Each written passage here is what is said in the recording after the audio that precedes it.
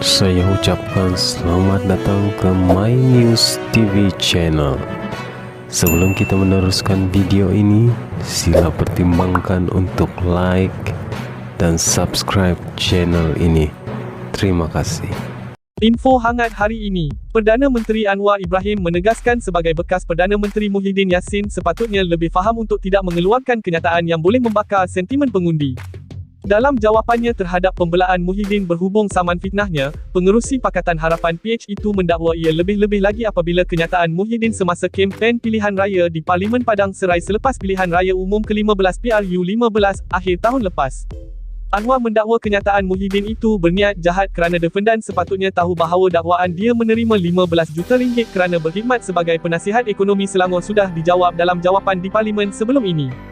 Plaintiff menegaskan bahawa sebagai ahli politik veteran dan bekas Perdana Menteri, defendan sepatutnya tahu untuk tidak membuat kenyataan umum yang mempunyai kecenderungan untuk mengapi-apikan dan menggalakkan perasaan niat jahat, tidak puas hati atau permusuhan antara orang dan calon untuk mendorong mana-mana pemilih atau pengundi sebelum, semasa dan selepas pilihan raya, lebih-lebih lagi apabila kenyataan sedemikian berunsur fitnah dan berniat jahat. Namun begitu, defendan telah meneruskan untuk membuat perkara yang sama, menuduh fitnah dan atau perkataan fitnah, melalui ucapannya dalam kempen pilihan raya yang jelas tidak dapat dinafikan melanggar Akta Kesalahan Pilihan Raya 1954, kata Anwar dalam jawapan yang dilihat oleh Malaysia Kini. Presiden PKR itu menegaskan tidak sukar bagi Presiden Bersatu itu untuk mengakses rekod Hansard Parlimen yang tersedia secara umum sebelum membuat dakwaan itu.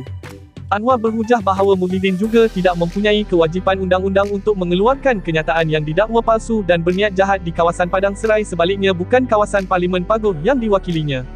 Plaintiff juga menyatakan bahawa walaupun defendan boleh menikmati kebebasan bersuara mengikut perkara 10 bahagian pilihan raya persekutuan, dia berpendapat hak asasi ini layak dan masih tertakluk kepada pelbagai sekatan seperti Akta Fitnah 1957.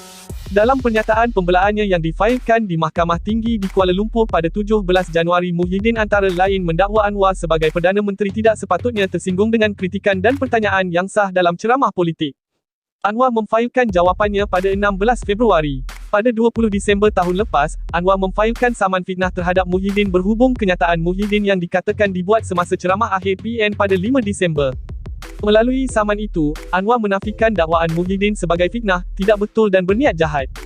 Melalui tindakan sivil itu juga, plaintiff menuntut ganti rugi am, pampasan, teruk dan teladan, dan injunksi untuk menghalang defendan daripada terus melafazkan atau menyiarkan dakwaan itu, antara tuntutan lain yang diminta. Pada 7 Disember tahun lepas, Pejabat Menteri Besar Selangor menafikan dakwaan Muhyiddin, sambil menambah bahawa Anwar hanya dibayar simbolik RM1 sebulan semasa berkhidmat sebagai penasihat. Anwar diwakili Peguam Sangkara Nair, manakala firma guaman Cetan Jadwani dan Co bertindak mewakili Muhyiddin. Sekian info hangat hari ini. Terima kasih.